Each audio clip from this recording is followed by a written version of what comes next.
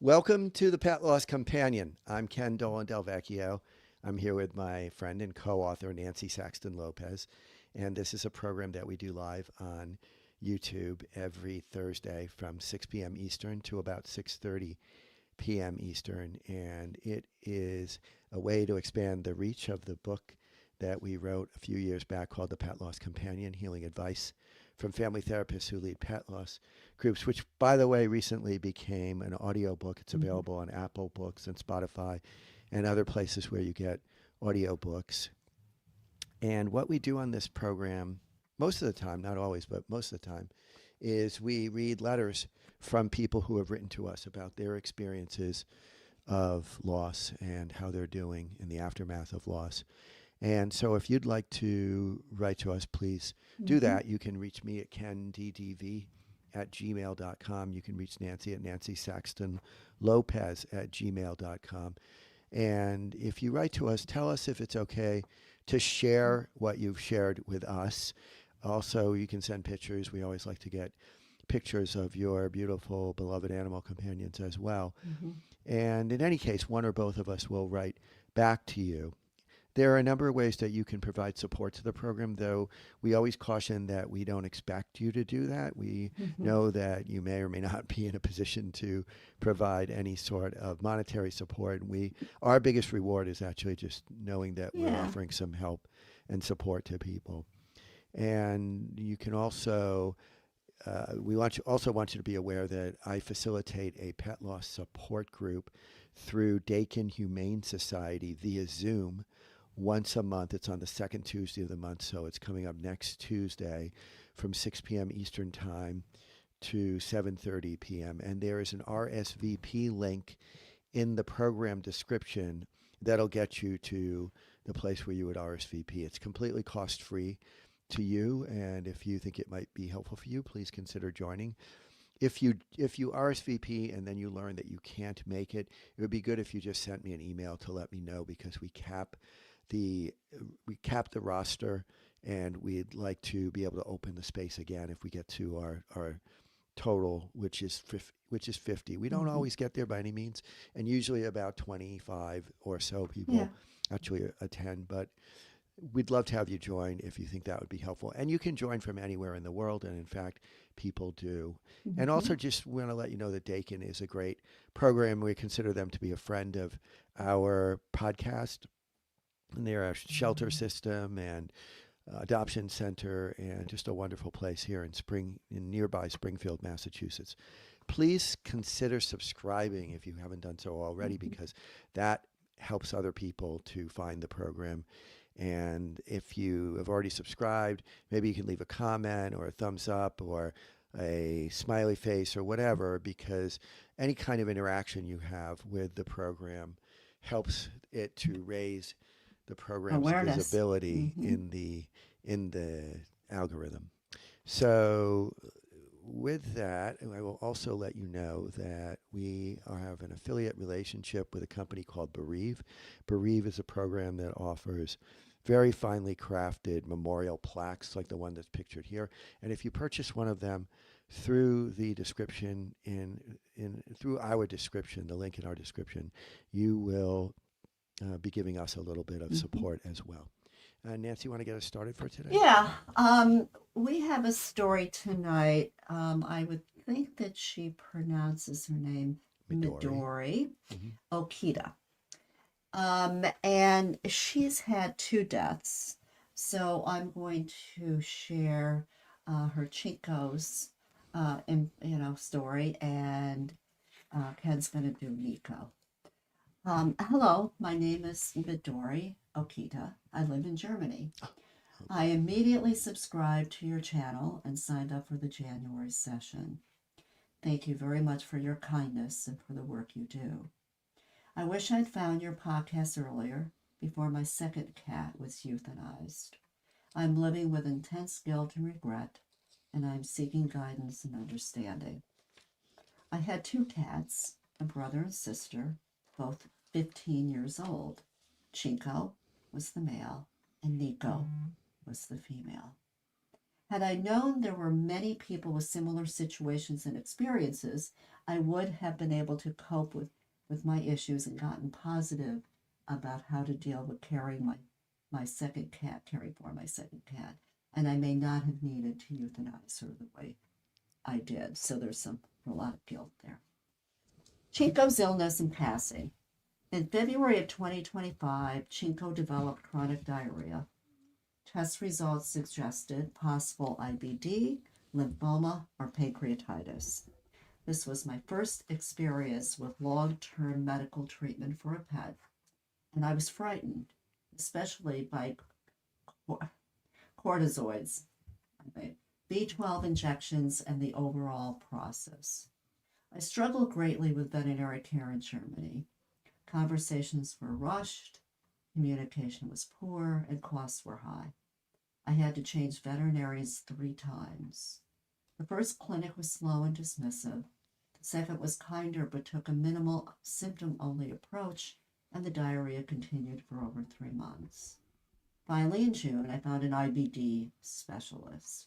She increased the cortisone dose, and Chinko's diarrhea stopped. I was overjoyed.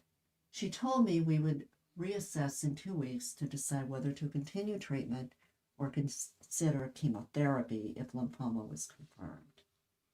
2 weeks later, Chinko began losing weight and appetite rapidly.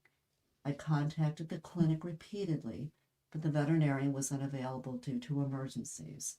And later I learned she had gone on a 3-week vacation. During this time, Chinko's condition deteriorated severely. By the time I saw her again, his intestines were badly inflamed, his abdomen swollen, and soon after he stopped eating altogether. For 4 agonizing weeks, I watched him suffer, barely eating, breathing heavily, hiding in closets. I asked about euthanasia, but the vet said he was not yet at the end stage and suggested chemotherapy, which would take weeks to work. In early October, after vomiting and straining in pain, I made the decision to let him go. I promised myself then that I would never again allow one of my cats to suffer so long because of delayed decisions or unrealistic hope. Neko's illness and passing. While Chinko was critically ill, Neko began vomiting in August. I could not address her symptoms immediately due to the crisis with Chinko. X-rays showed intestinal inflammation, and she was started on cortisone. Blood tests showed B12 deficiency and borderline pancreatitis values, but these were taken after cortisone had already begun. She received B12 injections and her vomiting stopped. I was told to monitor her weight and appetite. From November, Neko slowly began losing weight. I contacted the vet who advised changing her food. At this point, pancreatitis was not rechecked. I trusted the vet's judgment and didn't push further. Later, after a series of food changes, especially high-fiber diets, Neko developed constant stomach noises, diarrhea, and worsening appetite. After 7 days on one fiber food, she stopped eating. From that point, everything deteriorated quickly. Communication with the clinic broke down. The primary vet was often absent, delegating care to a newly hired probationary doctor. Mistakes were made, incorrect cortisone dosage, inappropriate feeding after infusion, delayed explanations, and unsuitable pain medication that caused vomiting.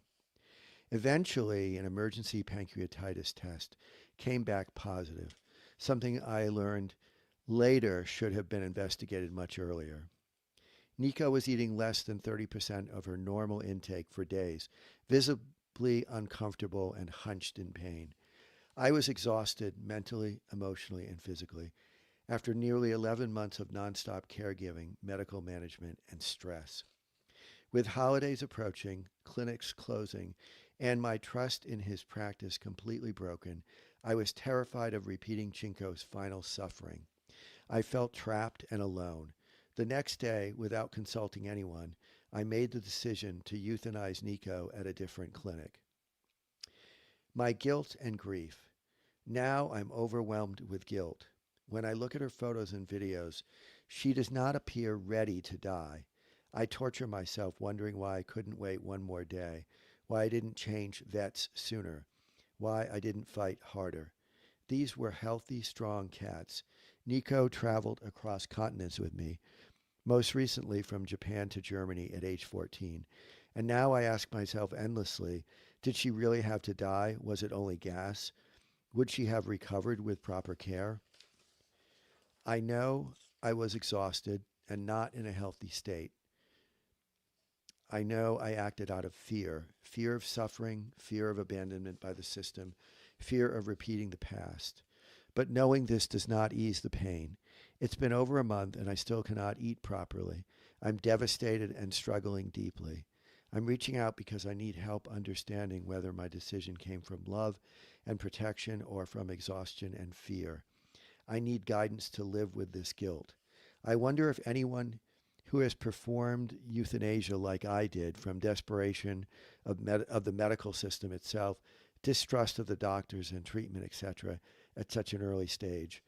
After 7 days of very reduced appetite, only hand-fed small amount, almost 30% max, of her weight intake, I was afraid that she would deteriorate very quickly. Thank you for reading and listening. Wow. So her experience, and I don't think this, is unfortunately her experience, because I don't think that this is for a lot of people, most people. There was a lot of difficulty in her communication or the treatments with many different veterinarians, right? I mean, Yeah. she had gone to multiple veterinarians. She said 3 times, I think, for Chinko. And And she's been in touch with us further yeah, and detailed very, very complicated situation in which, as Nancy said, the veterinarians were changing because one was going to a conference or going on vacation for 3 weeks, and then another person would pick up, and didn't seem to really be following the case very carefully. It was very disturbing for her. She felt like she had to track everything and remind them of what had yeah. come before with each of the cats. And so what happens when Chico dies, then Nico also is sick now. So she's already had a death, which is overwhelming for her, emotionally devastating.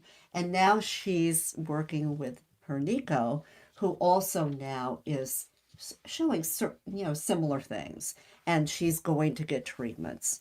Um, and first of all, it's very difficult to even think about having one death and then have another sick, companion that you're dealing with. Um, so I can hear her exhaustion, her anguish, her frustration, her sadness. And now she feels guilty because could Nico have lived longer, but because of Chinko's, you know, um, decline and maybe waiting too long, she chose to euthanize Nico too. So, I mean, this is tough. This is really a tough situation. This is really difficult, and it reminds me of what I think one of our guests said. I'm not really sure, or maybe somebody in the meeting, one of the meetings said that better better a month too soon than a day too late. And I feel like that's what she was up against. She could see the decline. Yeah. She knew that the fact that Nico wasn't eating and they couldn't seem to figure out what was wrong, that this was not going in a good direction. And I think that something in her intuition really is what told her that Hmm. this was not going to be resolved. Right. And I think it's just very important to trust that you made the best decision that you Yes. could with the information that was available to you in all of these situations where there's a lot of symptoms. There's not great certainty about what's going on, but one thing Right. is clear, that your animal companion is declining and Right. suffering. And Yeah. And that's so, where well, what she said, I'm reaching out because I need help understanding whether my decision came from love and mhm. protection as opposed from exhaustion or fear. And Well, I I think do it's think it's love and protection, certainly, right? it's yeah, Yes, certainly, yes. certainly, yeah. Um, And it's very important for her to remind herself of that repeatedly and mhm. consistently. I mean, it's really hard because, and look, we have all had experiences, really good experiences, and sustained good experiences with veterinarians, and some not so. Or we changed veterin. I remember having a veterinarian I really liked, but we had pugs, well, us and the pugs. And he said to us, which was very honest and it was good, I will not be able to do surgery on your pugs because it's not comfortable for me. Well, Hmm. which was really a good thing for him to say Sure, sure. because he was honest. But then, of course, then we had to find somebody else to do. Hmm. I think it was dentals, if I'm not mistaken. Yeah, So, sometimes it works. And I think when someone is really upset and like Midori is really upset, right? With Chinko. She's got two cats the same age, right? And of course they're 15. And hmm, so she's already worried, right? hmm, Even though they seem to be okay, all of a sudden they're not. Um, and that would panic you and give you a lot of anxiety. So maybe changing, treatment is overwhelming a little bit, right? It would be for all of us, you know, not really knowing what was really happening to the well, cats. well, again, it was so confusing because Mm-hmm. the treating veterinarians kept changing, Yeah. and one would be there, and then they would go on vacation for 3 weeks, and then there'd be somebody new who was maybe an intern. It sounds like, and it was just not reassuring to her. And Right. I do think it's important to note that this is not the way most No. Right. treatment is done. Right. It's We not. were talking about how this is in Germany, and my son and his wife live in Germany, and they've had excellent veterinary care. And sometimes here you find Yeah. veterinary clinics that are superb, and other times you find some that are not, don't seem to be very helpful. And so there's nothing you can do about that. You also have to try to trust the Yeah. treating professionals That's who you're right. working with, because You one don't has know. to believe that they are highly skilled. I mean, they are the physician, you're not, and so that's a very It tricky was it thing. was a really hard, story that we were reading about Midori and her Chinko and Neko. So, you know, I think that she made the decision with Nico because of love and protection, though. I want to make clear that we said that. Absolutely, absolutely. Because she saw how Chinko was, right? And there were similarities with Nico. And so she knew intuitively that it was Nico, it was time because she didn't want her to suffer anymore, Right, right. right? Here they are, by the way. Oh, they're so She sent cute. a Oh, they're beautiful so picture of them, cute. and What little sweeties. Oh, look at them. But I think that, and also now she's grieving two cats, right? yeah, yeah, So it's her two complicated. companions, and that it's just can be so incredibly overwhelming, and it's shocking too, to a degree, right? You don't expect it. She never expect that necessarily with Chinko, and then of course it happened with Nico, and I just it's doubly problematic, I think, in grief to have one death so close to another one. Very sad, yeah. And Yeah. so our thoughts and kind wishes go out to Midori, and we hope that she is feeling more settled with Yeah. this. And it's very clear she did what she did out of love, as we do in these Hmm. situations, and we make the best choice we can at the time, informed with all the information that's coming at us at the time. And that's what she did. And she certainly Hmm. didn't do it out of any other cause. She did it because she loves her animal companions and wants the best for them. I think so. Also, sometimes we would like to know, especially with our elderly pets, what really happened. Yep. And a lot of people do not want to do a necropsy, right? Yep. Because they don't want the body to be, you know, cut up and so forth. But I did have a client who just could not understand it because her dog had different things happening to her.